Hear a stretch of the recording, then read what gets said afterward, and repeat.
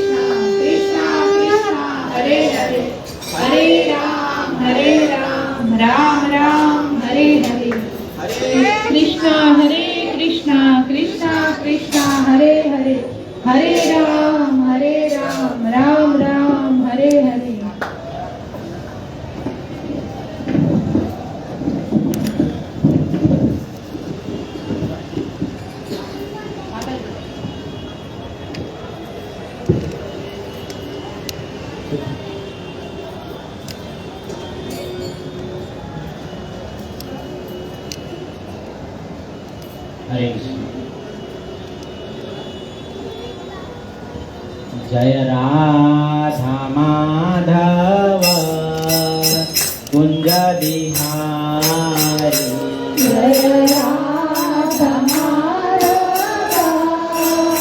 कुंज बिहारी, जय राधा माधव कुंज बिहारी, जय राधा माधव कुंज बिहारी, जय राधा माधव कुंज बिहारी, जय राधा माधव कुंज बिहारी, जय गोपी जन वल्लभ गिरधारी, जय गोपी जन वल्लभ गिरधारी, जय गोपी जन वल्लभ गिरधारी, जय गोपी जन वल्लभ गिरधारी, गोपी जन वल्लभ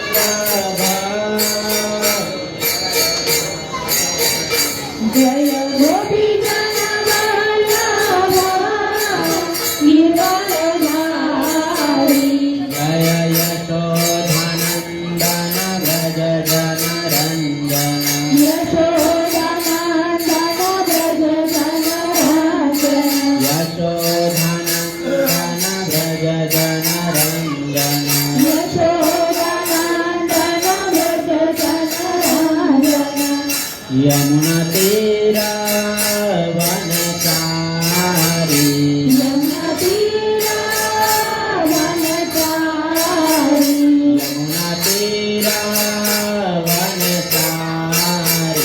यमुनातीरावनचारी,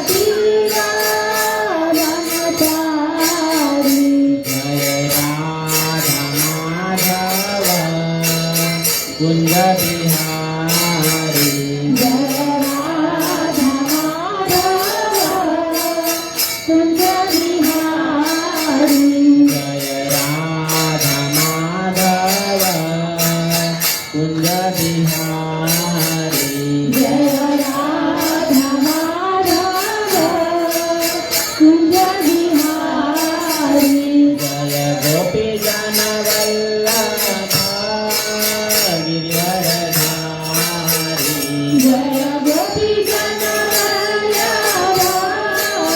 गिरिवरधारी जय गोपी जन वल्लभ गिरिवरधारी जय गोपी जन Vallabh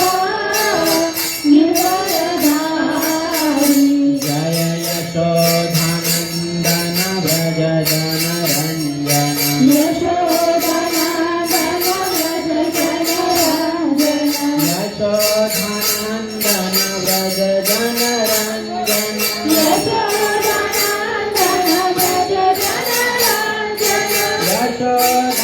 यशोधानन्दन Vraj जनरञ्जन Yashodanandan Vraj जनरञ्जन यमुनतीरावनचारी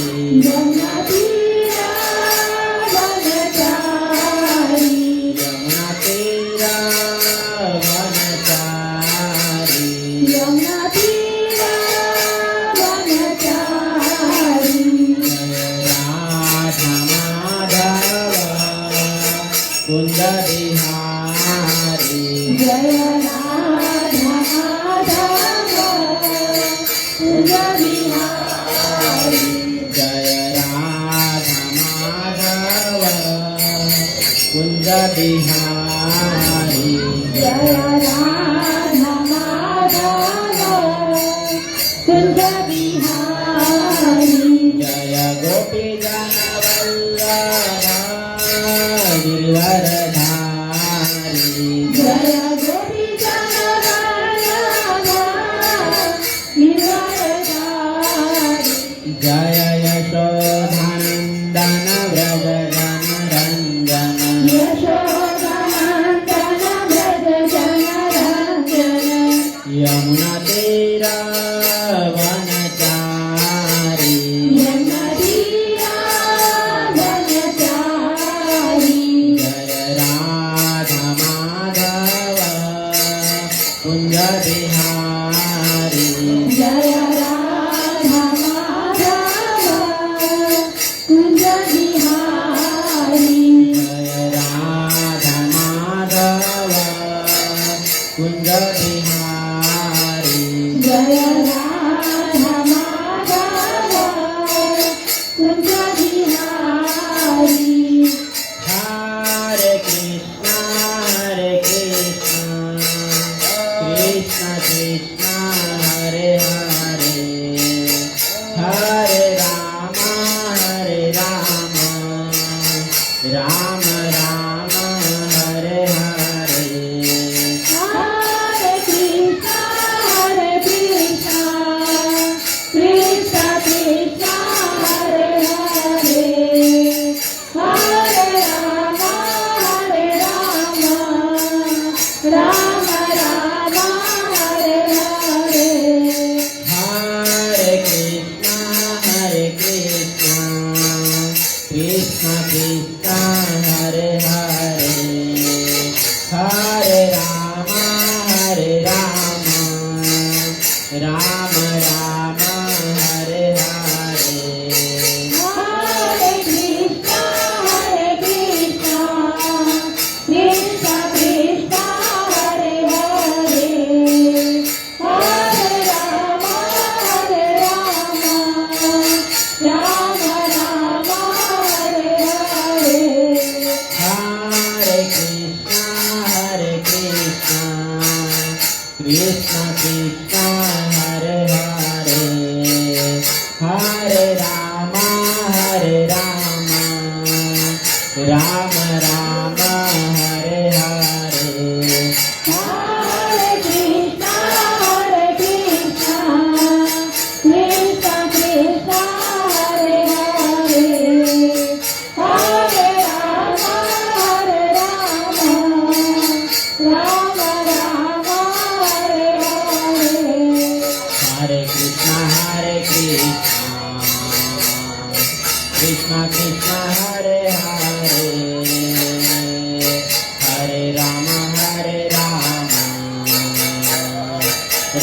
Ram Hare Hare Hare Krishna, Krishna Krishna, Hare Hare, Hare Rama, Rama Rama, Hare Hare. Hare Krishna, Krishna Krishna, Hare Hare, Hare Rama, Rama Rama, Hare Hare. Hare Krishna, Krishna Krishna, Hare Hare, Hare Rama, Rama Rama, Hare Hare. Hare Krishna, Krishna Krishna, Hare Hare, Hare Rama, Rama Rama, Hare Hare. Hare Krishna, Krishna Krishna, Hare Hare, Hare Rama, Rama Rama, Hare Hare. Hare Krishna, Krishna Krishna, Hare Hare, Hare Rama, Rama Rama, Hare Hare.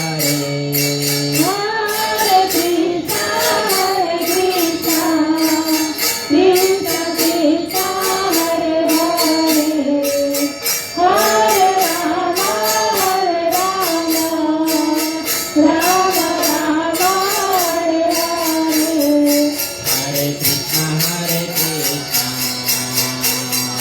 Krishna Krishna, Hare Hare, Hare Rama,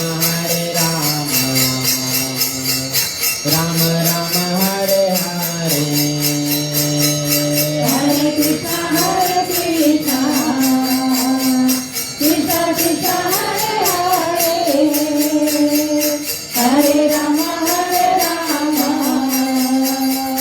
Rama Rama, Hare Hare.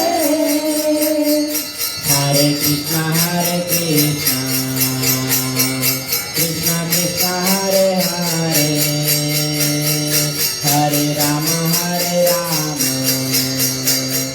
Rama Rama, Hare Hare. Hare Krishna, Krishna Krishna, Hare Hare, Hare Rama, Rama Rama, Hare Hare. Hare Krishna, Krishna Krishna, Hare Hare, Hare Rama, Rama Rama, Hare Hare. Hare Krishna, Krishna Krishna, Hare Hare, Hare Rama, Rama Rama, Hare Hare. Jai Jagannath, Jai Baladeva, Mata Subhadra. Jai Jagannath, Jai Jagannath, Jai Baladeva, Mata Subhadra. Jai Jagannath, Jai Baladeva, Mata Subhadra. Jai Jagannath, Jai Jagannath, Jai Baladeva, Mata Subhadra. Jai Jagannath, Jai Baladeva, Mata Subhadra. Jai Jagannath, Jai Jagannath, Jai Baladeva, Mata Subhadra. Jai Jagannath, Jai Baladeva, Mata Subhadra. Jai Jagannath,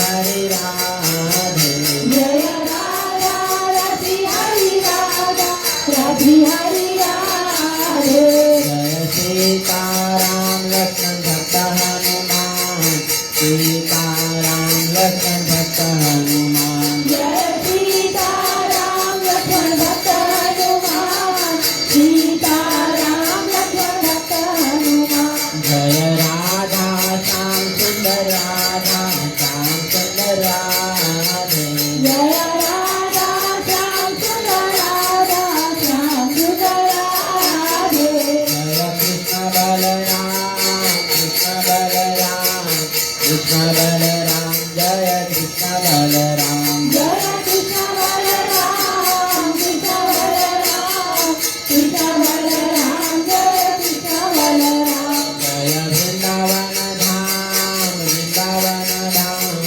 Vrindavan धाम जय वृंदावन धाम जय वृंदावन धाम वृंदावन धाम वृंदावन धाम जय वृंदावन धाम जय गिरि गोवर्धन गिरि गोवर्धन गिरि गोवर्धन जय गिरि गोवर्धन जय गिरि गोवर्धन गिरि गोवर्धन गिरि गोवर्धन जय गिरि गोवर्धन जय राधा मदन मोहन राधा मदन मोहन राधे जय राधा मदन मोहन राधा मदन मोहन राधे जय राधा रमण राधा रमण राधे जय राधा रमण राधा रमण राधे जय राधा वल्लभ राधा वल्लभ राधे जय राधा वल्लभ राधा वल्लभ राधे जय राधा बांके हरि राधा बांके हरि राधे जय राधा बाके बिहारी राधा बाके बिहारी राधे जय राधा गोविंद देव राधा गोविंद देव राधे जय राधा देव राधा गोविंद देव राधे जय राधा कुंज बिहारी राधा कुंज बिहारी राधे जय राधा कुंज बिहारी राधा कुंज बिहारी राधे जय राधा गोपीनाथ राधा गोपीनाथ राधे जय राधा गोपीनाथ राधा गोपीनाथ राधे जय राधा दामोदर राधा दामोदर राधे जय राधा दामोदर राधा दामोदर राधे जय पंचतत्व पंचतत्व पंचतत्व जय पंचतत्व जय पंचतत्व पंचतत्व पंचतत्व जय पंचतत्व जय जय प्रभुपाद प्रभुपाद प्रभुपाद जय जय प्रभुपाद प्रभुपाद प्रभुपाद प्रभुपाद जय जय गुरुदेव गुरुदेव भगवत्पाद भगवत्पाद जय जय गुरुदेव गुरुदेव प्रभुपाद प्रभुपाद जय गौर हरि बोल हरि बोल हरि बोल हरि बोल निताय गौर हरि बोल हरि बोल हरि बोल हरि बोल श्री श्री जगन्नाथ बलदेव सुभद्रा मैया की जय योग धर्म हरिनाम संकीर्तन की जय निताई गौर प्रेमानंद हरि हरि बोल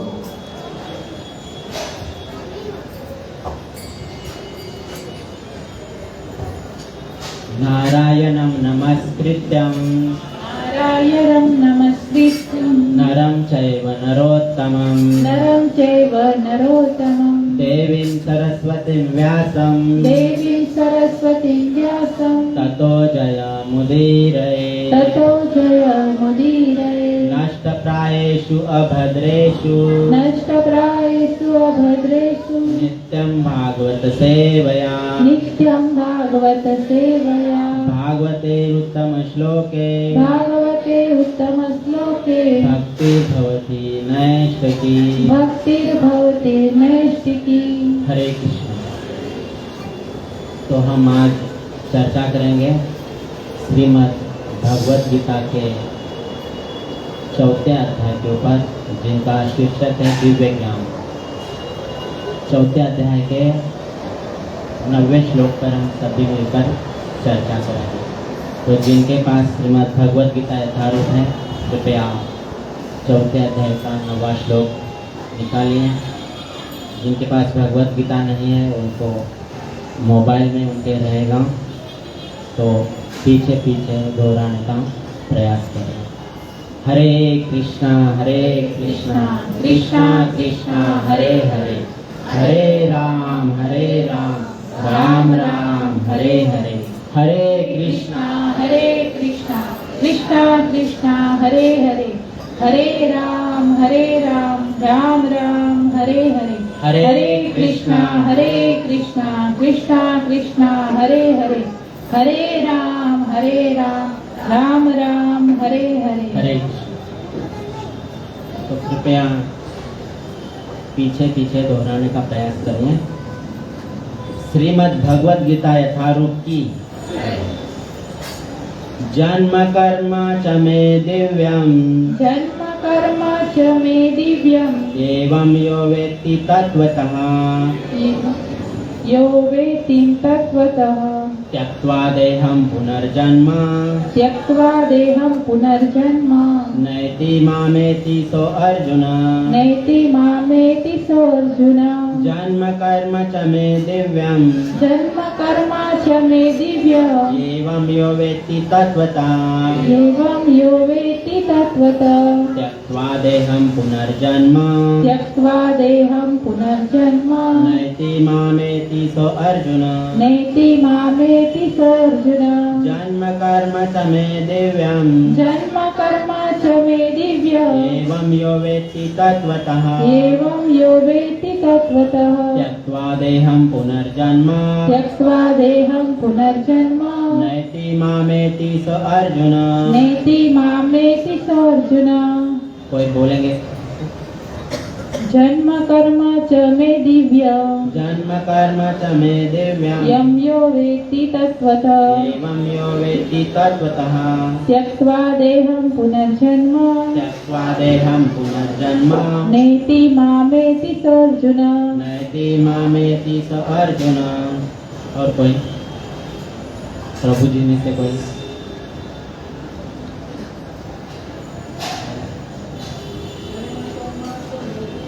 जन्म कर्म च मे दिव्यम, एवं यो वेत्ति तत्वतः त्यक्त्वा देहं पुनर्जन्म नैति मामेति सो अर्जुन।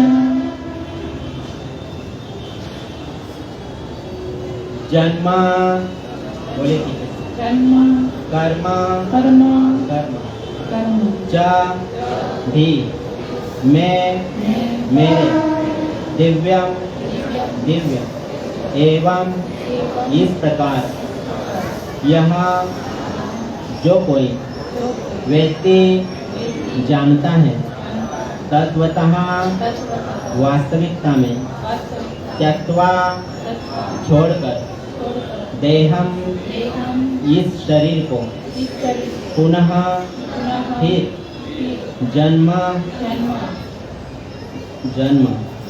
न कभी नहीं एति प्राप्त करता है।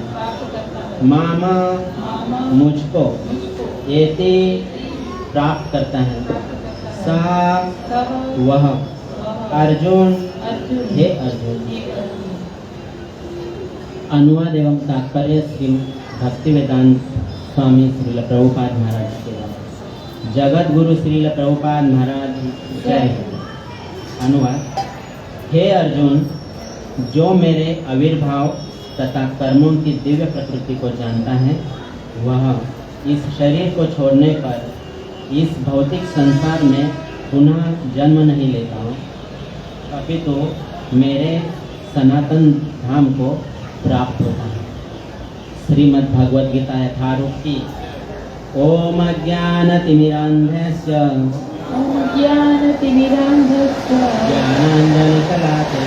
ज्ञानाञ्जनशलाकया चक्षुरुन्मिलितं येन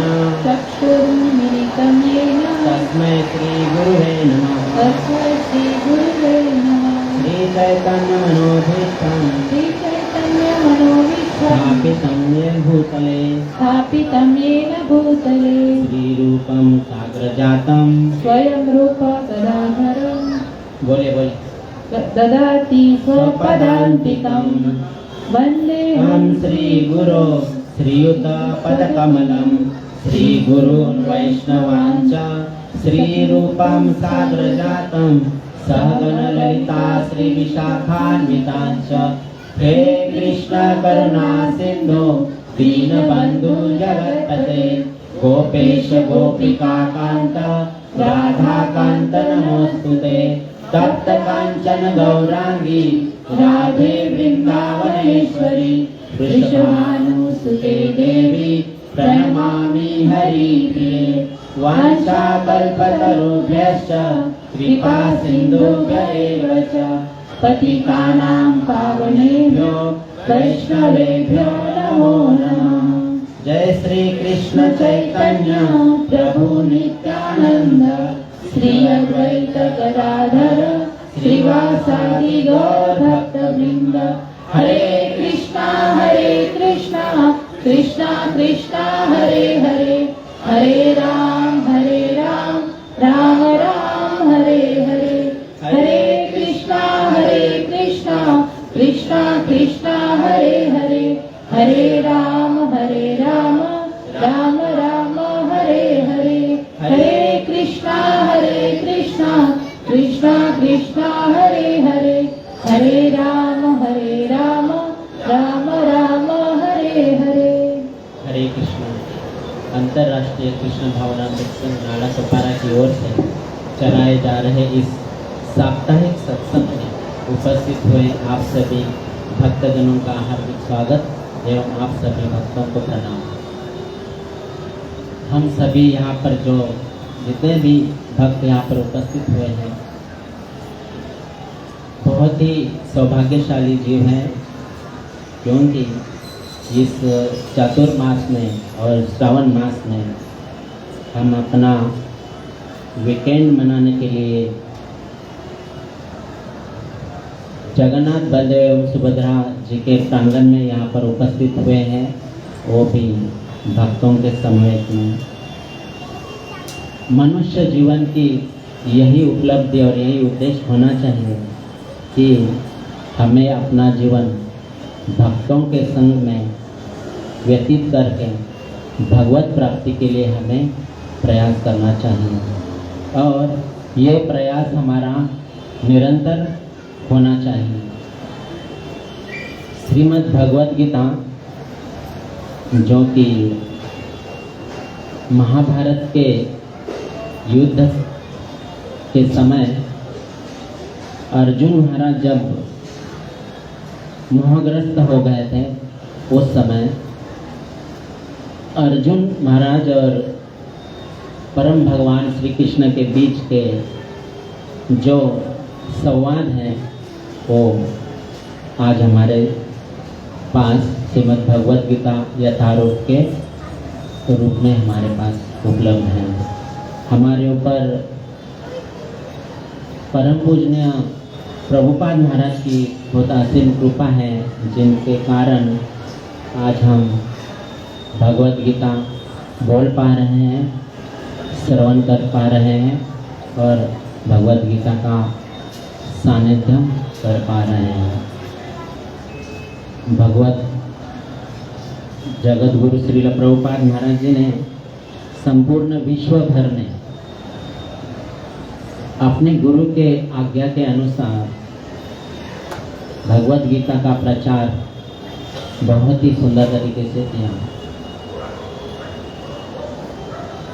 उनका अनुसरण करते हुए हमारे गुरु महाराज परम पूजनीय गोपाल कृष्ण गोस्वामी महाराज जी ने, जैसा कि उनके प्रणाम मंत्र में लिखा हुआ है कि प्रभुपादस्य साहित्यम्य प्रकाशस्य विधिरे प्रचारम कृतवान साधु भागवत पादाय नमः। जैसे उनके प्रणाम मंत्र में लिखा है कि प्रभुपाद महाराज जी के जो भी साहित्य है, जो भी उनके ग्रंथ हैं, उनका प्रकाशन करना एवं उनका प्रचार करना, ये सेवा हमारे परम पूजनीय गुरु महाराज जी ने बहुत सुंदर तरीके से अपने जीवन काल में ये सेवा बहुत सुंदर तरीके से किए हैं। उनके पद चिन्हों पर चलते हुए हमारे आदरणीय शिक्षा गुरु जी मधुमंगल प्रभु जी ने नाला सपारा में यह 23 साल से यह आयोजन किया हुआ है और हमें हर तरीके से भगवत गीता की शिक्षा से हमें शिक्षित करते रहते हैं। जब भी हमारी जिज्ञासाएं रहती हैं, वो जिज्ञासा की पूर्ति करने के लिए हमेशा तत्पर रहते हैं। हम बहुत सारे अपराध करते हैं उनके चरणों के प्रति कि हम घड़ी नहीं देखते हैं। खास करके मैं अपनी बात करूं तो मैं उनसे जिज्ञासा करने के लिए कभी घड़ी नहीं देखता हूं। ये नहीं देखता हूं कि वो सो रहे होंगे या अपने निजी काम में व्यस्त होंगे या क्या कर रहे होंगे। ये मेरे से हमेशा अपराध होता है। मैं रात को 1 बजे भी उनसे भगवत गीता के बारे में जिज्ञासा करता हूँ और वो भी जिज्ञासा की पूर्ति करते हुए ये नहीं देखते कि हमसे क्या अपराध हो रहा है। जिस समय जिज्ञासा हम करते हैं उस समय वो हमारी जिज्ञासा की पूर्ति करते रहते हैं और हमें श्रीमद् भगवत गीता की शिक्षा प्रदान करते रहते हैं। पिछले 1 महीने से यहाँ पर प्रतिदिन श्रीमद् भगवत गीता यथारूप के ऊपर 20 मिनट का चर्चा होता है, 20 मिनट का प्रवचन होता है हमारे आदरणीय शिक्षा गुरु जी के द्वारा। जब शाम को भगवान को भोग लगता है रात को 9 बजे, तो उस भोग लगाने के समय 20 मिनट भगवत गीता के ऊपर प्रतिदिन चर्चा होती है। आप जितने लोग यहाँ पर उपस्थित हैं, आप सभी से निवेदन है, कृपया आपके पास अगर शाम को समय है रात को 9 बजे, तो प्रतिदिन भगवत गीता का श्रवण करने हैं तो यहाँ पर उपस्थित हो जाए और इस परम दिव्य ज्ञान का आनंद लें। श्रीमद् भगवत गीता का ये 4था अध्याय जो दिव्य ज्ञान के नाम से प्रचलित है। भगवत गीता यथारूप में इसे दिव्य ज्ञान के नाम से लिखा हुआ है 4था अध्याय। इस 4थे अध्याय के शुरुआत में ही पहले ही श्लोक में श्री भगवान कृष्ण अर्जुन महाराज को श्रीमद् भगवत गीता का इतिहास बताते हैं। इतिहास बताते समय वो कहते हैं कि इमं विवस्वते योगम प्रोक्तवानम अहम अव्ययम। कहते हैं कि इस अमर विद्या का ज्ञान मैंने सबसे पहले सूर्यदेव विवस्वान को दिया था। हरे कृष्णा कृष्णा कृष्णा हरे हरे, हरे राम राम राम हरे कृष्णा कृष्णा कृष्णा हरे हरे, हरे राम राम राम हरे हरे। कहते हैं कि भगवान अर्जुन महाराज जी से कह रहे हैं कि इस अमर विद्या का ज्ञान मैंने सबसे पहले सूर्यदेव विवस्वान को दिया था। विवस्वान ने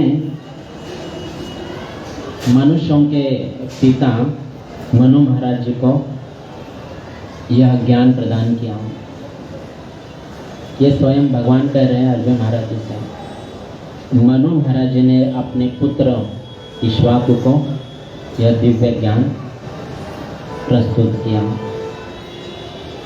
इस तरह से यह ज्ञान राजाओं की परंपरा से प्रचलित हुआ। ये ज्ञान सबसे पहले सूर्य देव विवस्वान को ही क्यों दिया भगवान ने? कोई बता सकते हैं आप में से कोई? सूर्य देव विवस्वान समस्त लोगों के राजा हैं, तो भगवान ने उनको ही क्यों चुना? कोई एक जन बता सकता है तो हाथ ऊपर कीजिए।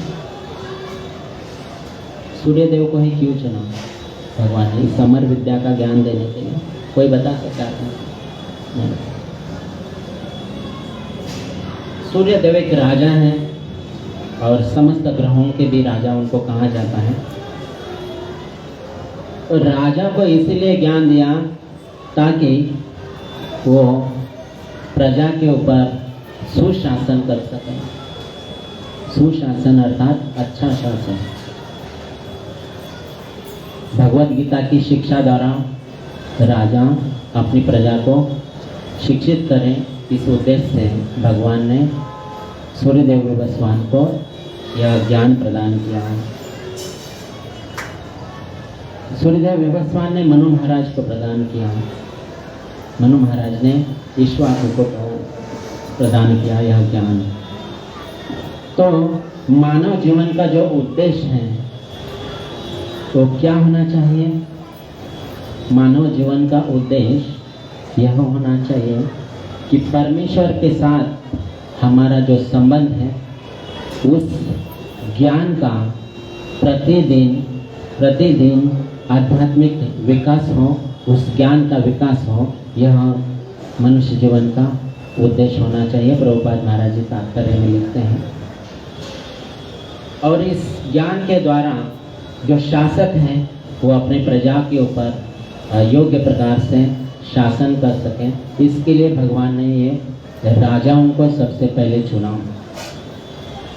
क्योंकि जो बड़ा व्यक्ति यदि जैसा आचरण करता है वैसा ही उसकी प्रजा आचरण करती है। ऐसा भगवान एक श्लोक में कहते हैं कि जो वरिष्ठ लोग, ज्येष्ठ लोग जो जैसा आचरण करते हैं वैसा उनसे छोटे, उनसे निम्न लोग आचरण करते हैं। इसलिए भगवान ने राजा को चुना, विवस्वान को, ताकि समस्त लोग और समस्त लोगों की प्रजा भगवत गीता से शिक्षित होकर इस भव बंधन से वो ऊपर उठ सके। इस बात को ध्यान में रखते हुए भगवान ने इस विद्या को सबसे पहले विवस्वान को दिया। और कहते हैं कि एवं परंपरा प्राप्तम इमं राजर्षियों विधि, राजर्षियों को दिया और ये परंपरा से चलता है। परंतु काल के प्रभाव से लगता है कि यह ज्ञान नष्ट हो गया। ऐसे भगवान कह रहे कि सकालेन महता योगो नष्ट परंतपम, ये योग जो है वो नष्ट हो गया ऐसे लगता है। लेकिन अब मैं इस ज्ञान को तुम्हें इसलिए प्रदान कर रहा हूँ क्योंकि तुम मेरे सबसे प्रिय भक्त हो और मित्र हो, इसलिए मैं तुम्हें ये उत्तम ज्ञान प्रदान कर रहा हूँ। भक्तो अस्य में सखा च एति, भक्त के साथ साथ तुम मेरे मित्र भी हो, सखा हो, इसलिए मैं ये ज्ञान तुमको प्रदान कर रहा हूँ। जब भगवान ने कहा कि मैंने ये ज्ञान सबसे पहले सूर्यदेव को दिया, तो अर्जुन महाराज जी के मन में ये जिज्ञासा उत्पन्न हुई।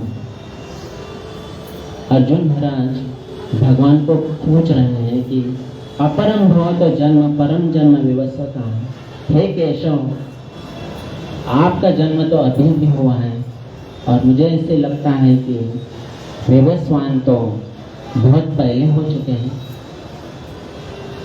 तो मैं कैसे समझूं ये ज्ञान आपने सूर्यदेव विवस्वान को दिया, क्योंकि सूर्यदेव तो बहुत पहले से हैं। तो वो हमारे सामने अर्जुन महाराज एक जिज्ञासा कैसे करनी चाहिए उसका एक उदाहरण हमारे सामने पेश करते हैं। अगर हमारे गुरु हमारे सामने ऐसा ज्ञान प्रदान करने लगे तो हम उनसे जिज्ञासा नहीं करेंगे, तर्क करने लगेंगे कि ऐसे कैसे हो सकता है, वो तो आपके दादाजी थे, वो तो आपके परदादा थे, आपने उनको परदादा को ज्ञान कैसे दिया होगा? हम विनीत भाव से जिज्ञासा नहीं करते गुरु महाराज का। तो अर्जुन महाराज हमारे लिए शिक्षा दे रहे हैं कि मैं कैसे समझूं कि आपने ये ज्ञान सूर्यदेव विवस्वान को दिया था, कृपा करके आप मुझे बताइए। तो भगवान अर्जुन महाराज की जिज्ञासा को ध्यान में रखते हुए और आने वाले कलयुग के समस्त जीवों का परम उद्देश्य को ध्यान में रखते हुए भगवान अर्जुन महाराज के जिज्ञासा की पूर्ति करते हुए कहते कि बहुनि में व्यतीतानि जन्मानि तव च अर्जुन तानि अहम वेद सर्वाणि न त्वं वेत्त परम। तुम्हारे और मेरे बहुत से जन्म पहले हो चुके हैं, मैं उसको स्मरण कर सकता हूँ परंतु तुम उसको स्मरण नहीं कर सकते हो। मैंने अपने बहुत सारे जन्म पहले मेरे हो चुके हैं और पहले जन्मों में मैंने सूर्यदेव विवस्वान को यह ज्ञान प्रदान किया हूँ। तो भगवान यहाँ पर जन्म की बात करते हैं, हमारे जन्म की बात करते हैं और खुद के भी जन्म की बात करते हैं। बहुनि में व्यतीतानि जन्मानि तव च अर्जुन, क्या करके बहुनि में मेरे बहुत सारे जन्म हो चुके हैं, तव च और तुम्हारे भी हो चुके हैं, लेकिन तुम उसको स्मरण नहीं कर सकते हो, मैं उनको स्मरण कर सकता हूँ। तो अर्जुन महाराज जी के मन ही मन में जिज्ञासा उत्पन्न होगी कि कैसे होता है कि हमारे पूर्व जन्म भी हो चुके हैं और अब भगवान के भी कहीं जन्म होते हैं क्या? अर्जुन महाराज की ये जिज्ञासा मन ही मन हुई, उन्होंने प्रकट नहीं की, लेकिन साधु संत इसका वर्णन करते हैं। जो भी दार्शनिक लोग हैं जो भागवत को प्रमाण मानते हैं, तो वो अर्जुन महाराज जी के जो जिज्ञासा है वो मन की वो समझते हैं। तो भगवान ने अर्जुन महाराज जी की जिज्ञासा की पूर्ति करने के लिए कहा कि यदा यदा ही धर्मस्य ग्लानिर्भवति भारत, जब जब धर्म की ग्लानि होती है या धर्म की हानि होती है, तब तब मैं इस धराधाम पर प्रकट होता हूँ और क्या करता हूँ? परित्राणाय साधूनां विनाशाय च दुष्कृतां धर्म संस्थापनार्थाय संभवामि युगे।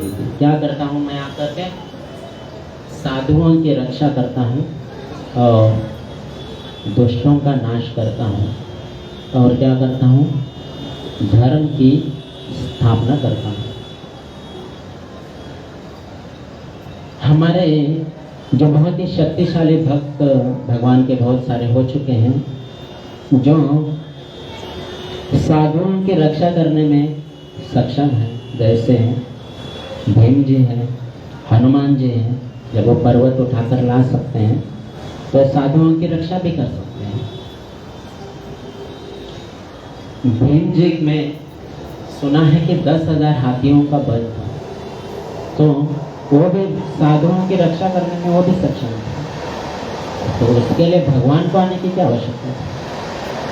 तो भगवान को आने की आवश्यकता इसलिए पड़ती है कि धर्म संस्थापन अर्थाय संभवामि युगे, धर्म की स्थापना करने के लिए मैं आता हूँ। साधुओं की रक्षा या दुष्टों का नाश तो मेरा भक्त भी कर सकता है, लेकिन धर्म की स्थापना सिर्फ और सिर्फ मैं कर सकता हूँ, भगवान करते हैं। भागवत में भी हमें इसका प्रमाण प्राप्त होता है कि धर्म तो साक्षात भागवत प्रणीतो, धर्म का मार्ग भगवान से निकलता है। तो धर्म की स्थापना करने का काम सिर्फ और सिर्फ वो भगवान ने अपने हाथ में रखा है। तो भगवान कहते कि युग युग में मैं प्रकट करता हूँ, प्रकट होता हूँ। तो यहाँ पर भगवान जन्म की बात करते हैं।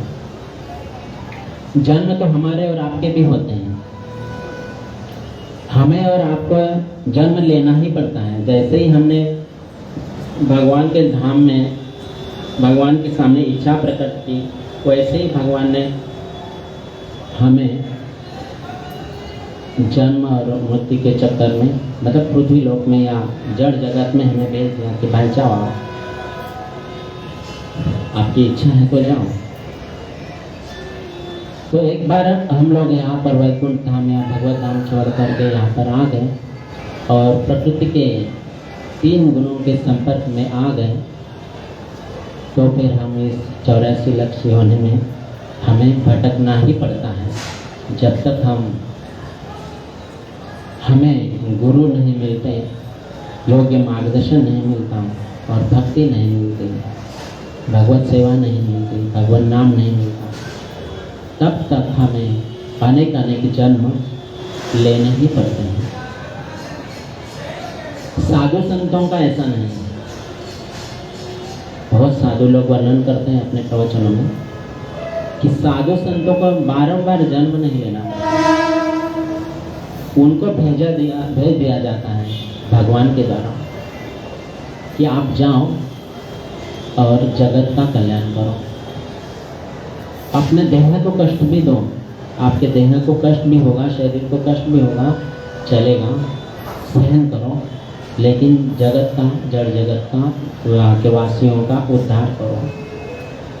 जैसे कि हम देखते हैं कि हमारे इस्कॉन के संस्थापक आचार्य जगत गुरु श्रील प्रभुपाद महाराज जी अपने जीवन के जो उत्तर समय, मतलब जो अंतिम जो आयु होती है, उस समय वो यहाँ से विदेश चले गए, क्योंकि उनके गुरु महाराज के उनके आज्ञा थी कि आप विदेशों में प्रचार करें श्रीमद् भगवद गीता का। उनकी उम्र लगभग 69 थी जब वो चले गए थे। 69 उम्र में नाला सोपारा के वासियों को आप देखेंगे कि हमारे घर के लोगों को देखेंगे 60 साल के ऊपर तो हमारे लोग बेड़ी पकड़ते सीधा। तो 69 की उम्र में प्रभुपाद महाराज विदेश चले गए और वहाँ पर उन्होंने गीता जी का प्रचार किया, भगवान नाम का प्रचार किया। कहने का अर्थ यह है कि साधु संतों को भेज दिया जाता है भगवान के द्वारा कि भाई आप जड़ जगत के वासियों का, मृत्यु लोक के वासियों का उद्धार करो, चाहे आपको कष्ट सहना पड़े तो भी आप सहो, परंतु जीवों का उद्धार करो, उनको हरि नाम करो। तो ये होता है हमारे जन्म में और साधु संतों के जन्म में फर्क होता है। भगवान का ऐसा नहीं है। भगवान प्रकट होते हैं, योग योग में प्रकट होते हैं। कभी कभी उनको प्रार्थना किया जाता है जब पृथ्वी माता त्रस्त होती है आक्रांताओं से, तब सभी देवी देवताओं मिल करके भगवान के पास जाते हैं, विनती करते हैं कि भगवान आप आ जाइए। कभी कभी भगवान स्वयं साधु संतों के या भक्तों के कहने पर स्वयं आ जाता है। तो भगवान कहते कि मैं धर्म की स्थापना के लिए यहाँ पर आता हूँ। लेकिन 2 चीज़ें भगवान ने कही कि परित्राणाय साधुनां और विनाशाय च दुष्कृतां। कह रहे कि मैं साधुओं की रक्षा के लिए आता हूँ।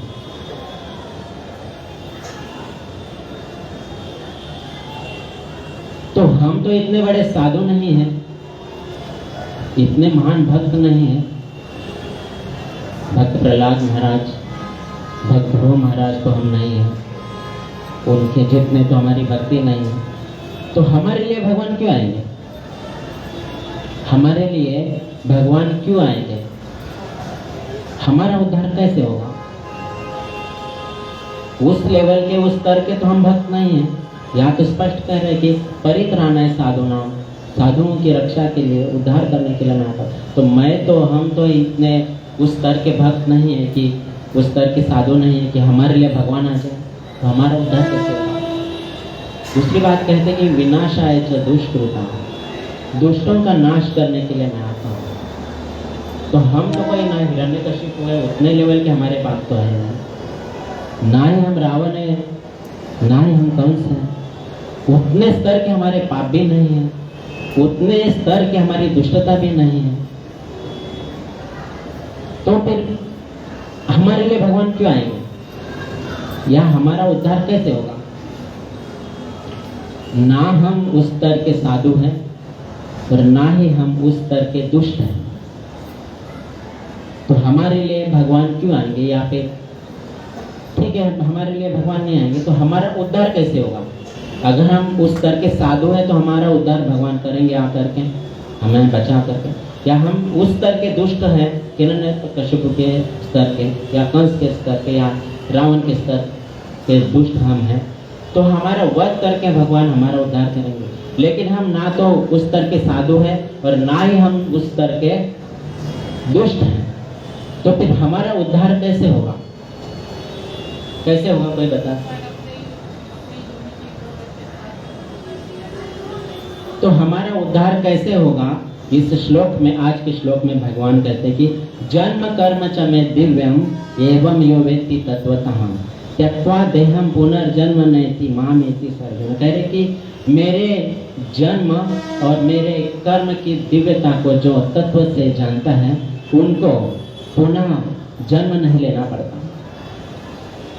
वो सीधा मेरे धाम को प्राप्त करता है। शर्त सिर्फ इतनी है कि हमें भगवान के जन्म के दिव्यता को और भगवान के कर्म के दिव्यता को वास्तविक रूप में हमें समझना है। तो वास्तविक रूप में हमें भगवान के कर्म को और जन्म को यदि समझना है तो हमारे पास माध्यम क्या है? कैसे समझेंगे हम भगवान की दिव्यता को, कर्म की दिव्यता को एवं जन्म की दिव्यता को कैसे समझेंगे? ठीक है, हमारे सामने तो इतना कहा जाता है कि प्रभु रामचंद्र ने जन्म लिया कौशल्या माता के गर्भ से, भगवान कृष्ण ने जन्म लिया माता देवकी के गर्भ से और फिर यशोदा माता के पास चले गए। हमें तो इतना ही बचपन से सिखाया गया। लेकिन वो कैसे प्रकट होते हैं, कैसा वो कार्य करते हैं, कैसा कर्म करते हैं, कैसी लीला करते हैं, ये हम वास्तविक रूप में कैसे सीखेंगे? कोई बता सकता? बहुत सुंदर। तो इसका ज्ञान भी भगवान हमें देते हैं कि तत्विद्य प्रणिपातेन परिप्रश्नेन सेवया उपदेशन्ति ते ज्ञानम ज्ञानिनः तत्वदर्शिनः। पिछले शनिवार का प्रवचन इसी के ऊपर था। तो हमें भगवान की कर्म की सूक्ष्मता एवं दिव्यता या कर्म की दिव्यता हमें एक ही व्यक्ति बता सकते हैं, वो है भगवान के प्रतिनिधि हमारे गुरु। वो क्यों बता सकते हैं सूक्ष्म रूप से? क्योंकि उन्होंने अपने गुरु से सीखा हुआ है और वो आत्मस्वरूप है और भगवान को एवं स्वयं को बहुत सुंदर तरीके से या यथारूप में वो जानते हैं। उन्होंने वैसा अपने गुरु से सीख लिया है, अपने स्वरूप को भी समझा है, भगवान के स्वरूप को भी समझा है। क्या है हमारा स्वरूप और भगवान का स्वरूप?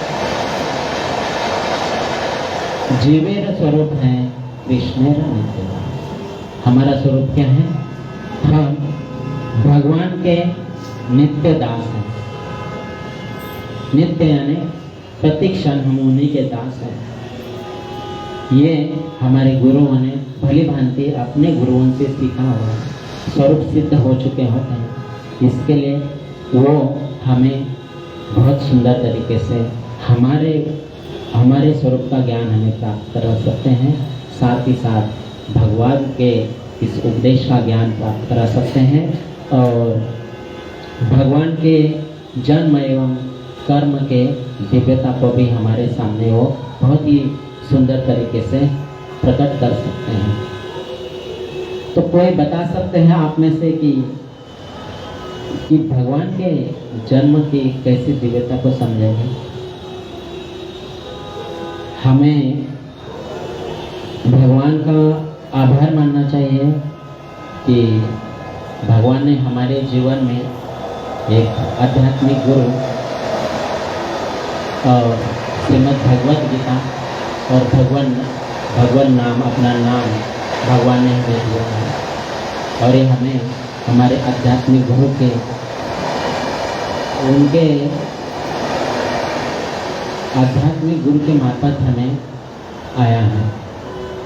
तो हमें हमेशा आध्यात्मिक गुरु के शरणागत होना चाहिए, उनसे विनीत भाव से उनसे जिज्ञासा करनी चाहिए कि भगवान के सारे संपूर्ण कार्यकलाप, कर्म या लीलाएं हैं, उनका हमारे सामने सुंदर तरीके से या जिस भाषा में हम समझ सकते हैं, मतलब जिस शब्दों में हम समझ सकें, हमारे भाव को देखकर कृपया आप हमें भगवान की दिव्यता का वर्णन करें। जैसे कि अर्जुन महाराज ने कहा कि मैं कैसे समझो विनम्रता पूर्वक, हाँ वैसे विनम्रतापूर्वक हमें हमारे गुरु के सामने विनम्र होकर हमें जिज्ञासा करनी चाहिए कि कृपया हमें इस बात से अवगत कराएं कि भगवान की लीला हमें भी समझ में आ जाए और हमारा भी उद्धार हो सके। तो भगवान पहले ही शब्द का प्रयोग कर रहे हैं कि जन्म कर्म च में दिव्यम, मेरे जन्म और मेरे कर्म की दिव्यता को जो भली भांति वास्तविकता से जानता है, उसको देह धारण नहीं करना पड़ता मृत्यु के पश्चात। तो भगवान के जन्म की दिव्यता को हम कैसे समझेंगे? बहुत से लोग ऐसा समझते हैं कि ठीक है, कृष्ण एक ऐतिहासिक पुरुष था, ऐसे बोलते हैं। ठीक है, वो एक महापुरुष था, ठीक है, वो भी एक अपने माँ बाप के उधर से पैदा हुआ था, उनको भगवान नहीं मानते हैं। ठीक है, ऐसे बोलते, ठीक है, वो तो महापुरुष थे, बाकी ना उनके उपदेश को मानते हैं, ना उनके स्वरूप को जानते हैं, ना मानते हैं, ना उनकी कही हुई बातों को मानते हैं। ये तो भौतिक जगत के, अभी के जड़ जगत के लोगों की बात है। कलयुग में तो प्राय ऐसा देखने को मिलता ही है। लेकिन जब द्वापर युग में जिनके समक्ष भगवान थे, दुष्ट प्रवृत्तियों के लोगों के समक्ष भगवान थे, शांति का प्रस्ताव भी लेके गए थे, उस समय भी वो भगवान को नहीं समझ सके। उदाहरण लेंगे तो दुर्योधन महाराज जी का, भगवान को समझ नहीं सके कि ये कौन है। उनको लगता था कि ठीक है, ये तो हमारे मामा जी के बेटे और कोई नहीं। उनको शांति का प्रस्ताव जब लेके गए तब बांधने का भी प्रयास किया, मतलब इतनी दुष्टता उनमें भरी हुई, वो देख नहीं पाते हैं। वो तो दुष्ट तो छोड़िए, भगवान तो कहते कि न मैं विदु सुरगना, मुझे तो देवता लोग भी नहीं समझ पाते। तो फिर हम कैसे भगवान के जन्म और कर्म की दिव्यता को समझेंगे? एक ही मार्ग हमारे पास है, परंपरा से प्राप्त हुए हमारे आध्यात्मिक गुरु, शिक्षा गुरु, दीक्षा गुरु, जिनके सानिध्य में रहकर हम इस बात शिक्षा ले सकते हैं, भगवान की लीलाओं को समझने का प्रयास कर सकते हैं। तो भगवान अपने जन्म के बारे में अर्जुन महाराज को कहते हैं कि मेरे जन्म के दिव्यता को जो समझेगा वास्तविकता से, वो इस भाव बंधन से छूट जाएगा। तो कैसे समझेंगे हम जब भगवान के जन्म की दिव्यता? जन्म तो हमारा और आपका भी होता है, सबका। कोई बता सकते हैं भगवान के जन्म की दिव्यता को कैसे? हम प्रहलाद महाराज की जो नरसिंह भगवान की जो लीला है वहाँ से समझ सकते हैं कि जब प्रहलाद महाराज अपने सहमित्रों के साथ गुरुकुल में जाते थे शिक्षा प्राप्त करने के लिए, लेकिन जो गुरु उनको जो शिक्षा देते थे वो शिक्षा वो ग्रहण ही नहीं करते थे। उनका एक ही शिक्षा था, नारायण नारायण नारायण। वो एक ही नाम जपते थे, नारायण नारायण नारायण। और उनके जो पिताजी थे हिरण्यकशिपु, वो कहते थे कि भगवान मैं हूँ, मेरे अलावा कोई भगवान नहीं है। और प्रहलाद महाराज उनको बताते थे कि नहीं, नारायण भगवान है, आप तो सिर्फ मेरे पिता हैं। तो ये ऐसे पिता पुत्र में बार बार ये चर्चा होती थी, लेकिन प्रहलाद महाराज अपने पिता को भगवान मानने के लिए तैयार ही नहीं होते थे। अपना पुत्र हमारी आज्ञाओं का पालन नहीं कर रहा है, ये देखकर हिरण्यकशिपु ने अनेक अनेक प्रयास किए, उनके ऊपर विष प्रयोग भी किया, उनको पहाड़ से फेंकने का भी प्रयास किया ताकि मर जाए, क्योंकि सिर्फ वो अकेले नारायण नाम नहीं ले रहे थे, उनके जो सहपाठी मित्र थे उनको भी प्रहलाद महाराज वही शिक्षा देते थे।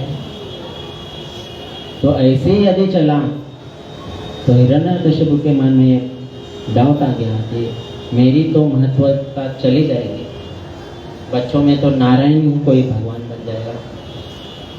तो उन्होंने अनेक बार उनको मारने का प्रयास किया। आखिरी बार जब प्रयास किया तब उनको पूछा गया कि भाई तुम नारायण नारायण कहते हो कि तुम्हारा नारायण कहाँ है? प्रहलाद महाराज जी ने कहा, मेरा नारायण तो सभी जगह उपस्थित है, सजीव निर्जीव सभी चीजों में है। तो हिरण्यकशिपु ने पूछा कि क्या ये खंबे में भी है? तो बोले हाँ है। खंबा तो निर्जीव है, ये तो लोहे का है, अभी इसमें कैसे जीवत्व इसमें कैसे प्राप्त होगा? लेकिन क्योंकि प्रहलाद महाराज ने, मेरे भक्त ने कह दिया कि इसमें मैं हूँ, तो भगवान कहते कि मैं इससे में से प्रकट होऊंगा। मैं मेरे वचनों का तिरस्कार कर सकता हूँ, लेकिन मैं मेरे भक्त के वचनों का तिरस्कार नहीं करूँगा, भक्तों का वचन मैं हमेशा पालन करूँगा। तो जैसे ही हिरण्यकशिपु ने उसके ऊपर प्रहार किया, खंबे के ऊपर, भगवान नरसिंह उसमें से प्रकट हो गए। कहने का तात्पर्य यह है कि भगवान को प्रकट होने के लिए ना किसी स्त्री का गर्भाशय चाहिए, ना किसी स्त्री का रज चाहिए, ना किसी पुरुष का वीर्य चाहिए। भगवान प्रकट होते हैं, वो सजीव चीज़ों में से भी प्रकट हो सकते हैं और निर्जीव चीज़ों में से ही भी वो प्रकट हो सकते हैं। इससे ही हमें उनके जन्म के दिव्यता को हम समझ सकते हैं। जब भगवान कंस के कारागृह में थे, जब उनके प्रकट होने का समय आ गया, भगवान के प्रकट होने का, तो भगवान चतुर्भुज रूप में प्रकट हो गए। प्रायः हम देखते हैं जब किसी बच्चों का जन्म होता है तो वो बच्चा रोते हुए आता है और उसकी माँ को भी बहुत सारी प्रसव पीड़ा होती है। माँ भी चिल्लाती है, बच्चा भी चिल्लाता है, परंतु देवकी माता को पता नहीं चला कि वह भगवान आ गए। वसुदेव को भी पता नहीं चला। वहाँ के जो सुरक्षा रक्षक थे जेल के, उनको भी नहीं पता चला कि भगवान प्रकट हो गए। ये तो विपरीत चीजें हो गई। प्रसव में तो पता चलता है स्त्री के रोने से, बच्चे के रोने से, लेकिन यहाँ तो वैसे कुछ हुआ नहीं। भगवान स्वयं चतुर्भुज रूप में प्रकट हुए और उनके शरीर का जब तेज आया तब वसुदेव जी को और देवकी को पता चला क्या हुआ, किसी ने जन्म लिया है, कोई आया है। वसुदेव जी प्रार्थना करते हैं कि भगवान आप यदि इस रूप में रहोगे तो सबको पता चल जाएगा कि आप आए हैं, कंस को भी पता चलेगा, कृपा करके बालक का रूप धारण करें। भगवान ने तुरंत बालक का रूप धारण किया। फिर आगे की लीला तो आपको पता है, कैसे वो नंद महाराज के पास उनको पहुंचा दिया। कहने का तात्पर्य यह है कि भगवान प्रकट होते हैं, उनको किसी भी गर्भ की आवश्यकता नहीं होती। ये भगवान के जन्म की दिव्यता है। भगवान के जन्म की दिव्यता को या उनके कर्म की दिव्यता को हम एक साधारण चीज से भी समझ सकते हैं कि वो खुद कह रहे हैं कि मेरे इस दिव्यता को जो भली भांति वास्तविक रूप में जानता है, वो भव बंधन से छूटकर इस शरीर को त्यागने के बाद सीधा मेरे धाम में आ जाता है। क्या इस भौतिक जगत के किसी भी पुरुष का या किसी भी प्रतिष्ठित व्यक्ति का यदि हम चरित्र ठीक से पढ़े, ठीक से समझे, मान लीजिए कोई नोबेल पुरस्कार विजेता है या किसी देश का राष्ट्रपति है या किसी देश का राजा है, उसका यदि हम चरित्र पढ़ेंगे, भली भांति समझेंगे, स्वयं उनसे भी समझेंगे। मान लीजिए किसी देश का राजा या प्रधानमंत्री अपना चरित्र हमें खुद आके बता रहे हैं, हम भली भांति हम समझ रहे हैं। क्या उनके चरित्र को समझने मात्र से हम इस भवबंधन से हमारी हम भवबंधन से छूट सकते हैं?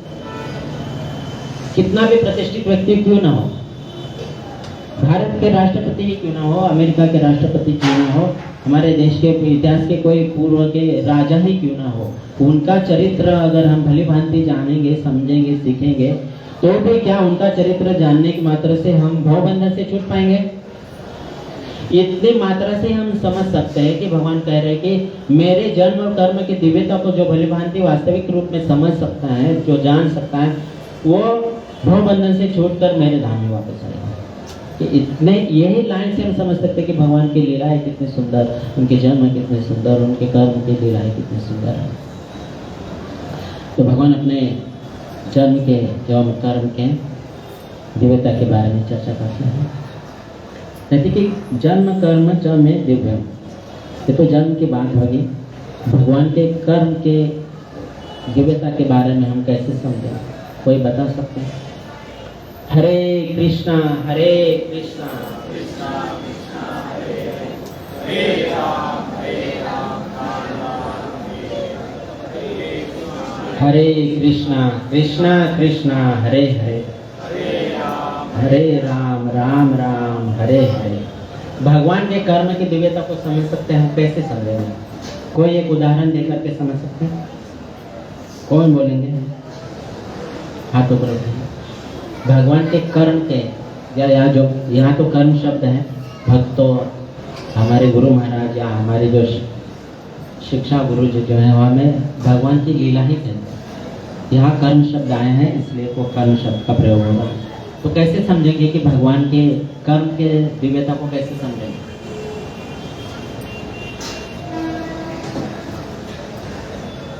कोई एक उदाहरण? भगवान ने बाल्यकाल में ही बहुत, उनकी बाल लीला बहुत सारी है। जब भगवान ने क्या बोलते हैं, मिट्टी बोलते हैं, जब मिट्टी प्राशन की और सभी उनके सहकारी मित्र यशोदा माता के पास जब उनकी शिकायत करने के लिए आए और यशोदा माता ने उनसे कहा कि मुंह खोलो, जब उन्होंने मुंह खोला तो मुंह के अंदर भी उनको यशोदा माता दिखी, संपूर्ण ब्रह्मांड दिखा, सूर्य चंद्र तारे सब दिखे, सात समुद्र दिखे, साथ में साथ यशोदा माता खुद भी अंदर दिखी। किनको? यशोदा माता का। क्या हम ऐसा कर सकते हैं? सामान्य जन ऐसा कर सकते हैं? हम अपने आप को अपने अंदर दिखा सकते हैं, किसी को, सामने वाले को भी दिखा सकते हैं, आईने में दिखा सकते हैं, परंतु मुंह के अंदर दिखा सकते हैं। ये है भगवान के कर्म की दिव्यता। जब कंस को पता चला, कंस महाराज को, कि मेरे मृत्यु का जो कारण है वो पृथ्वी लोक पर आ चुका है, जिनसे मुझे मृत्यु होने वाली है वो आ चुके हैं, तो अनेक बार अपने जो उनके जो अनुयायी होते थे कंस महाराज के या उनके जो सेवक होते थे, उनको अनेक बार गोकुल में भेज दिया करते थे ताकि उस बालक को मार दें। ऐसे एक बहुत सुंदर स्त्री वहाँ पर दूध पिलाने के बहाने से वहाँ पर आई, पूतना मौसी। पूतना मौसी तो यशोदा माता तो पहले तो देने को मना कर रही थी पूतना मौसी के पास भगवान को। आप सभी इस लीला से ज्ञात हो। लेकिन जब उन्होंने दिया, बहुत सुंदर थी पूतना मौसी दिखने में, तो भगवान ने उनका दूध प्राशन किया। और कैसे प्राशन किया? पूतना मौसी के गोद में बैठ, भगवान बालक रूप में पूतना मौसी के गोद में बैठे हुए हैं। बहुत बड़े बड़े साधु ऋषि मुनि, उनकी ये इच्छा रहती है कि उनको ध्यान में भगवान के चरण दिख जाए। उनको ध्यान में सिर्फ 1 मिनट के लिए क्यों ना, 1 क्षण के लिए भी मुझे अगर भगवान के चरण ध्यान में दिख जाए तो भी मैं भाग्यवान जी हूँ। ऐसे बहुत सारे ऋषि मुनियों की कामना रहती है। लेकिन यहाँ पर साक्षात भगवान के चरण पूतना मौसी को उनके अंग को स्पर्श कर रहा है। वो कितने भाग्यवान हैं। क्या उनका भाग्य था ऐसा? कौन थी वो? कोई जान बता सकता? पुत्री बहन थी। तो बलि वामन लीला में वहाँ पर वो उपस्थित थी। बलि महाराज के यज्ञ समय में जब वामन भगवान आते हैं, वहाँ पर उपस्थित थे। और भगवान का इतना सुंदर ब्रह्मचारी स्वरूप देख करके उनके मन में ये इच्छा जागृत हुई, अगर ये मेरे बेटे होते, अगर ये मेरे पुत्र होते तो मैं उनको दूध पिलाता। लेकिन भगवान तो अंतर्यामी है, सबके अंतर क्या चल रहा है सब जानते हैं। भगवान ने उनके भाव को समझ लिया। देखिए अभी वो ब्रह्मचारी है, ब्राह्मण याचक बन के आए हैं, तो खुद याचक हैं, इसलिए वो अभी उनकी इच्छा अभी पूरी नहीं कर सकते हैं। तो उन्होंने क्या किया, जब भगवान कृष्ण जब आए तो उस लीला में उनको शामिल कर दिया पूतना मौसी को। लेकिन जब पूतना मौसी के स्तन से उन्होंने दूध प्राशन किया, साथ ही साथ उनके प्राणवायु को भी प्राशन कर दिया और पूतना मौसी का मृत्यु हो गई। परंतु भले ही उनका मृत्यु हो गया, उनका वध हो गया, पूतना वध या पूतना उद्धार, लेकिन वो आई थी दूध पिलाने के भाव से। तो भगवान ने उनका भाव ग्रहण किया और उनको उनकी परम गति कर दी। ये सामान्य जनों को दिखने में तो दिखेगा, अरे इसको भगवान ने मतलब ये बालक ने तो उनका दूध प्राशन करके उसको मार दिया। लेकिन यदि हम गुरु के शरणागत हैं तो हम गुरु के संपर्क में उनसे शिक्षित होकर हम समझ सकते हैं, उनसे ज्ञान ले सकते हैं कि उन्होंने वास्तविकता में पूतना को मारा है या उसको परम गति दी है, उनको परम गति दी है। यह है भगवान के कर्म की दिव्यता। तो ये हमें ज्ञान सिर्फ और सिर्फ गुरु के संपर्क में रहने से हो सकता है। भगवान की लीलाओं को यदि हम समझ सकते हैं सूक्ष्म तरीके से, तो गुरु के शरणागत होकर विनीत भाव से ही समझ सकते हैं। दूसरे भगवान के कर्म की और दिव्यता के बारे में कोई बता सकते हैं? जब कृष्ण भगवान ने मतलब बाल बाल के झूठी छाछ पी थी तो ब्रह्मा जी को मोह हो गया कि सच में ये भगवान है कि नहीं।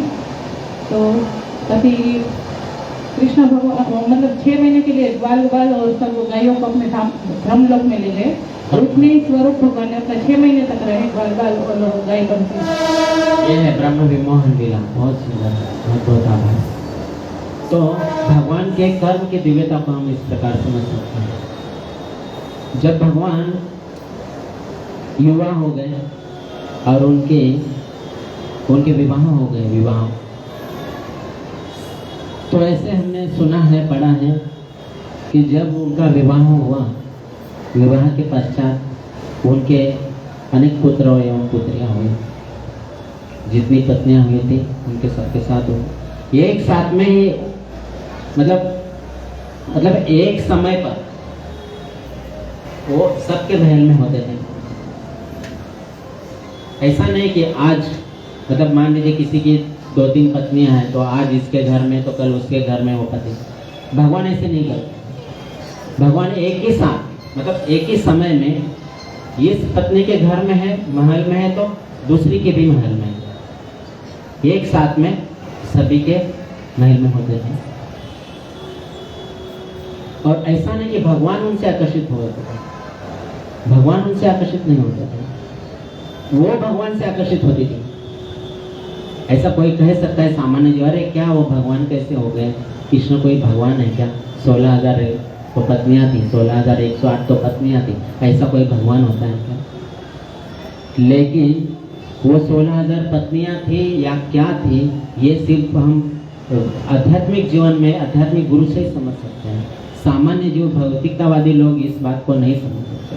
वो सिर्फ और सिर्फ इस बात को क्या बोलेंगे, व्यभिचारी नाम ही देंगे, इसके अलावा कुछ शब्द नहीं देंगे, बोलेंगे कि ये व्यभिचार है। तो क्या ये वास्तविक में व्यभिचार था? इसको हम गुरु के संग में रहकर समझ सकते हैं। भगवान गीता जी में स्वयं कहते हैं कि अहम सर्वस्व प्रभवो मता सर्व प्रवर्तते, सब कुछ मुझसे उत्पन्न होता है, मैं सभी चीजों को उत्पन्न करता हूँ।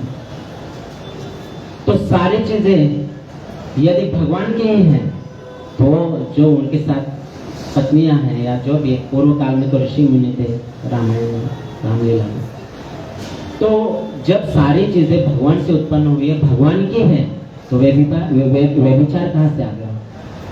उनकी है, उनके साथ है, तो व्यभिचार कहाँ से? हम आप जो इस चीज को नहीं जानते, वो व्यभिचार शब्द उनको देते हैं। तो ये है भगवान के कर्म की दिव्यता कि वो एक ही साथ में,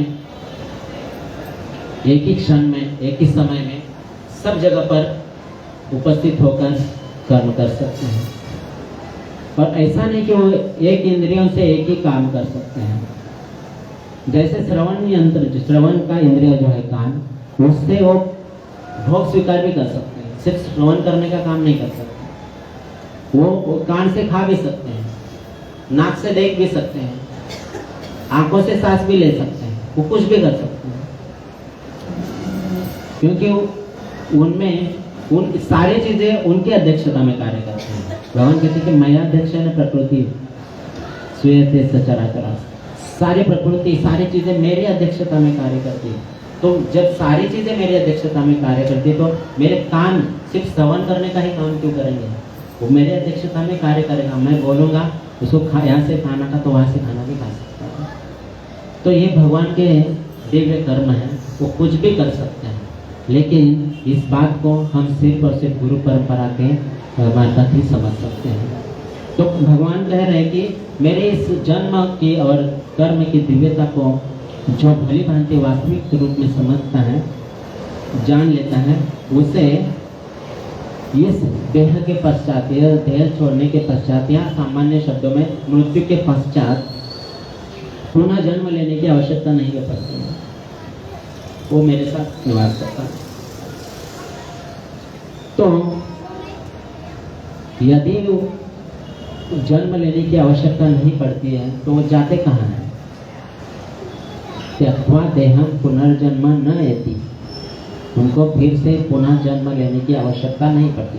तो जाते कहाँ हैं? तो भगवान कहते कि मेरे धाम में आते हैं या मेरे साथ वो मेरे लीलाओं में समाविष्ट होते हैं।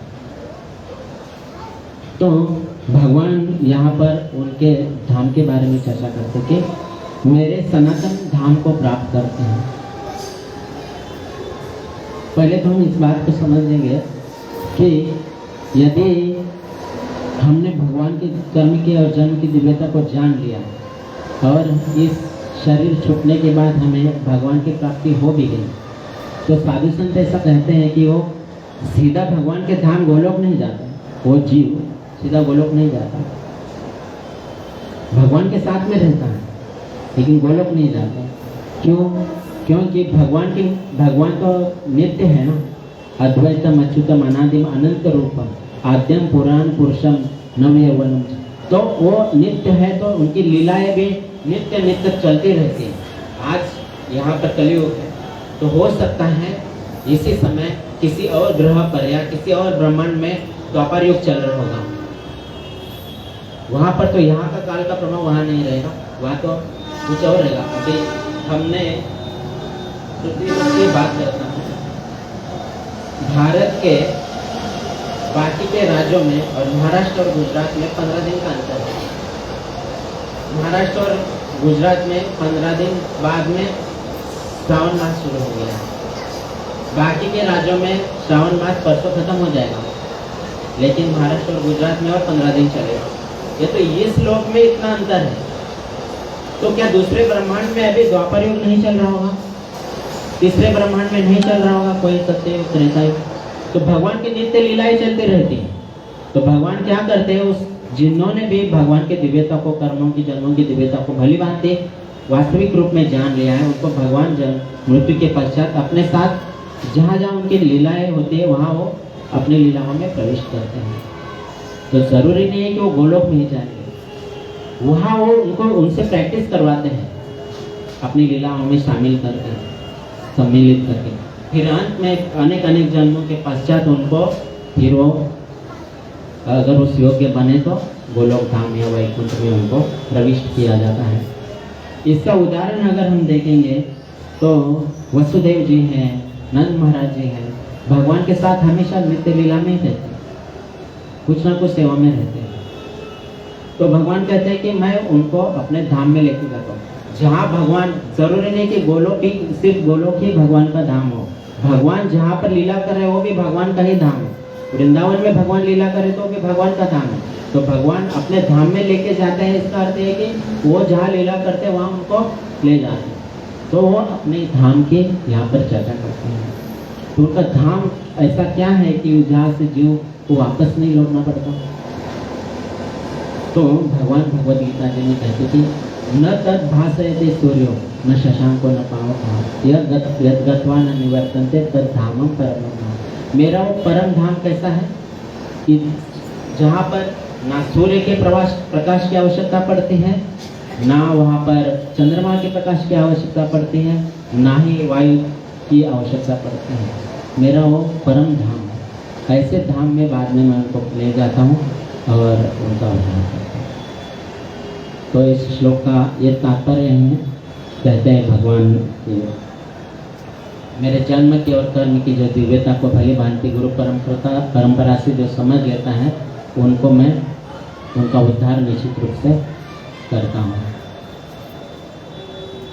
शिक्षा गुरु जी और प्रभुपाद महाराज जी भगवान की कृपा से जितना इस श्लोक के ऊपर बोल सकता था बोल दिया। भगवान ने ही बुलवाया, मेरा तो कुछ भी अध्ययन नहीं था। आज तो प्रसिद्ध बलदेव प्रभु जी की सेवा थी, कुछ कारण से वो नहीं रुक पाए। प्रभु जी ने मुझे 2 दिन पहले बोले कि आज कर सकते हैं तो करिए। तो मेरा तो इस श्लोक के ऊपर कोई अध्ययन नहीं था, परंतु अभी अगले सप्ताह से जन्माष्टमी उत्सव शुरू हो रहा है, तो सोचा कि इस श्लोक पर कुछ भगवान की लीलाओं का भी श्रवण पठन करूं। और जो बोल सकता था गुरु कृपा से बोलने का प्रयास किया। आप सभी भक्तों से निवेदन है, 24 तारीख से लेकर के 27 तारीख तक प्रति वर्ष की तरह इस वर्ष भी जन्माष्टमी का उत्सव यहाँ पर मनाया जाएगा। तो इस उत्सव में आप सभी भक्त अपने परिवार एवं मित्रजनों के साथ यहाँ पर सम्मिलित हो सकते हैं, सेवा में भी उपस्थित हो सकते हैं। शरीर से अगर उपस्थित नहीं हो सकते किसी कारण से, सबको आना ही है, अपने परिवारजनों को, मित्रों को लेकर आना ही है। अगर किसी कारण से नहीं उपस्थित हो सकते तो आपको करबद्ध निवेदन है, कृपया आप अपनी तरफ से लक्ष्मी सेवा या फूलों की सेवा या श्रृंगार की सेवा, जल की सेवा है, या बहुत सारे अन्न धान्य की सेवाएं होती हैं, तेल, घी, शक्कर या भिन्न भिन्न प्रकार की। आप सभी से निवेदन है, कृपया यहाँ पर जन्माष्टमी उत्सव के लिए अपनी तरफ से कुछ ना कुछ सेवा दे करके इस उत्सव के सहभागी बनिए। आज के श्लोक के ऊपर यदि किसी को कोई जिज्ञासा है तो पूछ सकते हैं।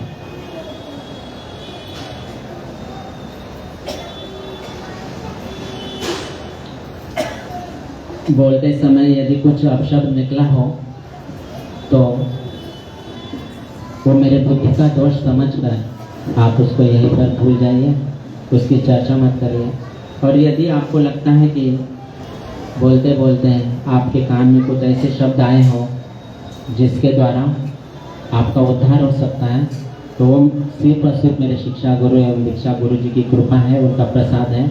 ये समझकर आप अपने साथ ले जाइए और उस प्रसाद को औरों को भी बांटिए।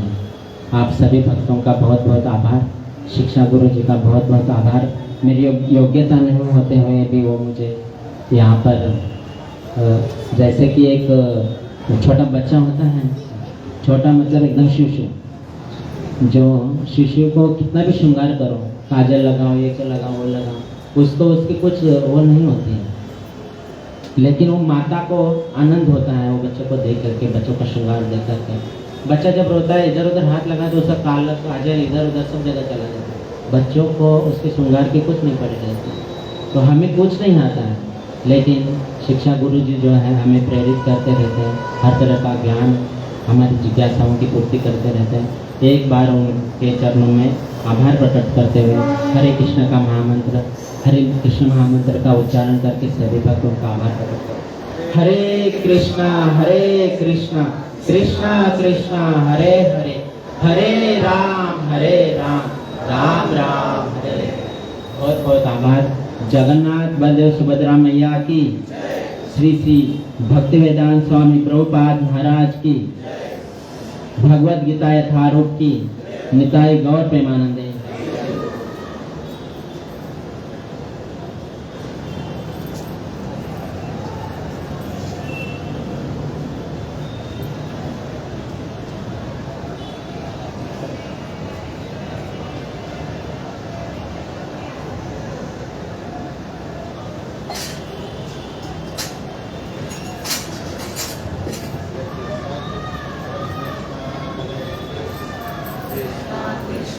हरे हरे, हरे राम राम राम हरे। जगन्नाथ बलदेव सुभद्रा मैया की। तो विश्व स्वामी प्रभु ने बहुत सुंदर भगवद गीता के श्लोक का हम सबको आस्वादन कराए। एक बार उनके लिए महामंत्र बोलेंगे। हरे कृष्णा कृष्णा कृष्णा हरे हरे, हरे राम राम राम हरे हरे। जैसा कि अभी आप सबने सुना कि 24 तारीख से 27 तारीख तक, अगले शनिवार से मंगलवार तक जन्माष्टमी उत्सव है 4 दिन के लिए, और 4 दिन यहाँ पे धूमधाम से जन्माष्टमी महामहोत्सव मनाए जाएंगे। शनिवार को शनिवार का प्रोग्राम रहेगा और बहुत सारी सेवा रहेगी, क्योंकि उसके बाद रविवार, फिर सोमवार को जन्माष्टमी, फिर मंगलवार को प्रभुपाद महाराज का जन्मोत्सव और साथ में नंदोत्सव। तो सेवा बहुत सारी रहेंगे शनिवार को। तो आप सभी भक्तों से निवेदन है कि शनिवार को 9-10 बजे तक यहाँ आइए सेवा के लिए और पूरा दिन सेवा करिए, और दोपहर का प्रसाद भी सबका यहाँ पे रहेगा, और फिर शाम से प्रोग्राम शुरू होंगे। तो सभी भक्तों से निवेदन है, जितने भी उपस्थित हैं यहाँ, कि शनिवार को 9 से 10 के बीच में यहाँ पे सेवा के लिए आ जाइए, और इस प्रांगण को हम लोग सुंदर तरीके से सजाएंगे, व्यवस्था करेंगे, ताकि आने वाले लोगों को आनंद हो और वो भी नाम जप करे, जगन्नाथ जी की सेवा में लगे। हरे कृष्णा कृष्णा कृष्णा हरे हरे, हरे राम राम। दूसरी जो महत्वपूर्ण सूचना है, प्रसाद के बाद जाने से पहले सब लोग ये हैंडबिल जो पंपलेट है लेके जाइएगा, ताकि आप सब लोगों को दे सके, अपने अपने पड़ोसियों को, आसपास के लोगों को। और वहाँ से नहीं है, रहने दीजिए, आसपास के लोगों को, और जितने भी आपके पहचान वाले लोग हैं, रिश्तेदार, सबको एक एक इनविटेशन हैंडबिल दे दीजिए, ताकि ज़्यादा से ज़्यादा लोग इस 4 दिवसीय उत्सव में आए और अपने आप को भगवान के साथ जोड़ सके और अपना जीवन आनंदित एवं सार्थक कर सके। हरे कृष्णा कृष्णा कृष्णा हरे हरे, हरे राम राम राम हरे। जो भक्त नियमित रूप से यहाँ पे आते हैं और सेवा देते हैं वो लोग रसीद बुक लेके जा सकते हैं और हमेशा की तरह हर साल की तरह अपने पहचान वाले लोगों से, मित्रों से, रिश्तेदारों से और बाकी लोगों से उसमें लक्ष्मी सेवा इकट्ठा करके भगवान की सेवा में लगा सकते हैं। तो जाने से पहले रसीद बुक ले लीजिएगा। जो नियमित रूप से आते हैं यहाँ पे और हर साल ये सेवा रसीद बुक वाले करते हैं, वैसे जो नए भक्त हैं जिनको चाहिए वो मुझे मिल के जा सकते हैं रसीद बुक के संबंध में। हरे कृष्णा कृष्णा कृष्णा हरे हरे, हरे राम राम राम हरे। कल रविवार है और छुट्टी का दिन है, तो कल आप सब सेवा में आ सकते हैं। शाम को यहाँ पे 7 बजे से 11 बजे तक मंदिर खुला रहता है, सेवा होती है। तो जिनको सेवा करना है तो कल भी हम लोग बहुत सारा व्यवस्था यहाँ बनाने वाले हैं। तो जिनको जिनको टाइम है, छुट्टी है या टाइम निकाल के आ सकते हैं। 7 से 10 सेवा के लिए, 11 बजे तक सेवा के लिए आ सकते हैं। और सोमवार को बलराम जयंती है। सोमवार को क्या है? बलराम जयंती है। बलराम जयंती है कि और कुछ है? हाँ, बलराम जयंती भी है ना। बलराम जयंती होता है कि जन्मोत्सव होता है? क्या होता है?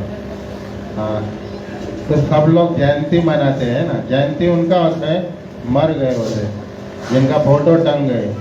बलराम जी मर गए कि जिंदा है? हाँ, तो जन्मोत्सव है। बलराम पूर्णिमा भी कहते हैं। क्या कहते हैं? बलराम पूर्णिमा। रक्षाबंधन भी है।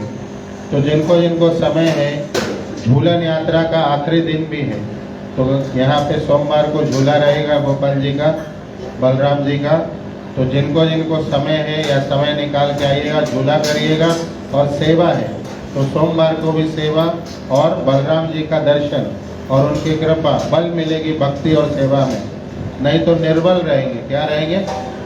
और जन्माष्टमी से कम नहीं होता बलराम जन्मोत्सव। क्या कृष्ण और बलराम में भेद है क्या? नहीं है। तो एक भेद है, एक काले एक गोरे, बस इतना भेद। ठीक, और एक बड़े है और एक छोटे है, इतना भेद है। लेकिन दोनों भी भगवान हैं। क्या है? दोनों भगवान हैं। इसलिए सोमवार को भी जन्माष्टमी है। तो सभी लोग दर्शन के लिए आइए, सेवा के लिए आइए और झूलन के लिए आइए। ठीक है। और शनिवार सुबह 9 से 10 बजे के बीच में। और बाकी अपने सभी दोस्तों को, मित्रों को, परिवार के लोगों को भी बुलाइए सेवा के लिए और इस उत्सव के लिए। और ज़्यादा से ज़्यादा कोशिश करिए कि जो लक्ष्मी सेवा है, ताकि उत्सव बहुत धूमधाम से मना सके।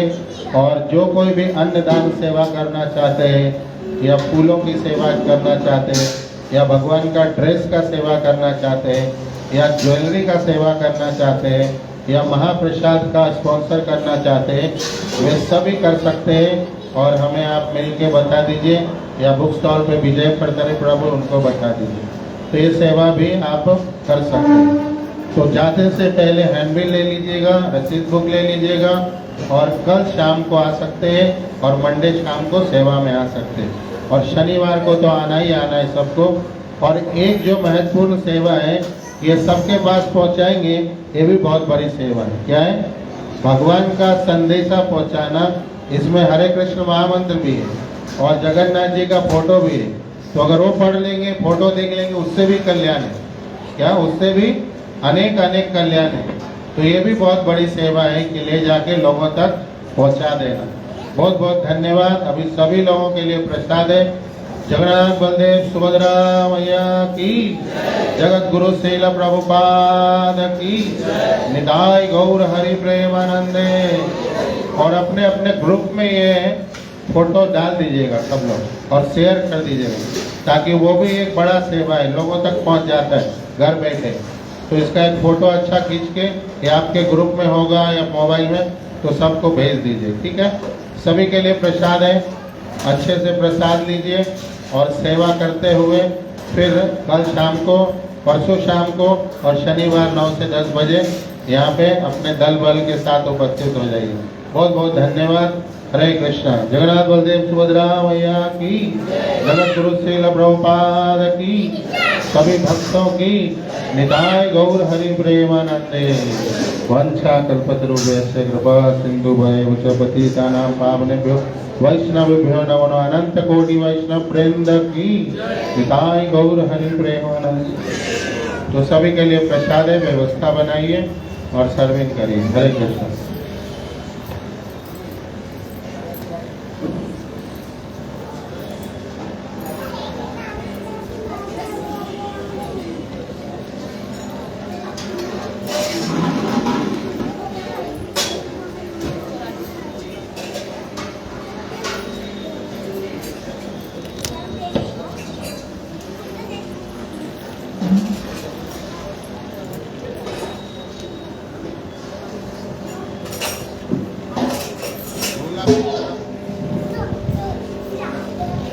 जाने से पहले सभी लोग झूला भी झूला लीजिए और झूला इतना जोर से मत झूलाइएगा कि गोपाल जी झूलते झूलते नीचे आ जाए। हरे कृष्ण।